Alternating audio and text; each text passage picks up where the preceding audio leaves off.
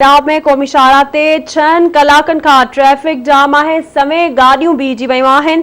Port Qasim road जी तामीर सबबि ॿिन्ही तरफ़नि खां गाॾियूं बीहजी वयूं आहिनि। गुलशन हदीद भैंस कॉलोनी ताईं रोड जा ॿई पासा मुकमल बंदि थी विया आहिनि। हिकु भेरो ॿीहर नाज़रीन अवां सां शेयर कंदासीं। अहम ख़बर आहे गडाब मां त क़ौमी शाहरा ते 6 कलाकनि खां ट्रैफ़िक जाम आहे। सभई गाॾियूं बीहजी वयूं आहिनि। मुसाफ़िर ॾुखियाईनि खे मुंहुं ॾियण ते मजबूर आहिनि। पोर्ट कासिम रोड जी तामीर सबबि ॿिन्ही तरफ़नि खां गाॾियूं बीहजी वयूं आहिनि। गुलशन हदीद भैंस कॉलोनी ताईं रोड जा ॿई पासा मुकमल बंदि थी विया आहिनि।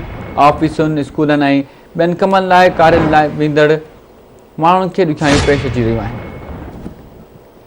तफ़सील मालूम कंदासीं। गडाब मां आवाज़ न्यूज़ रिपोर्टर मंज़ूर सोलंकी लाइन ते मौजूद आहे। जी मंज़ूर, कहिड़ा अपडेट्स आहिनि? जी मंज़ूर, कहिड़ा तफ़सील आहिनि, अपडेट कजो। जी रोड बंद आहे। मुसलसल 6 कलाकनि खां पोर्ट कासिम लॻ क़ौमी शहरा खां जेको पोर्ट कासिम रोड वेंदो आहे, कुझु अरसो पहिरियों रोड ठाहियो वियो, पर उहो नाक़िस मटेरियल इस्तेमालु करण जे करे उन में खॾा पइजी आहे, जंहिं सबबि पोर्ट कासिम इंतिज़ामिया ॿीहर रोड जेको आहे तामीर कराए पई, जंहिं सबबि ट्रैफ़िक जाम थी वई। हिन वक़्तु कुझु वक़्त लाइ रोड जो कमु बंदि करे ट्रैफ़िक बहाल कराई वई आहे। जी ठीकु आहे मंज़ूर, वॾी महिरबानी अपडेट करण जे लाइ।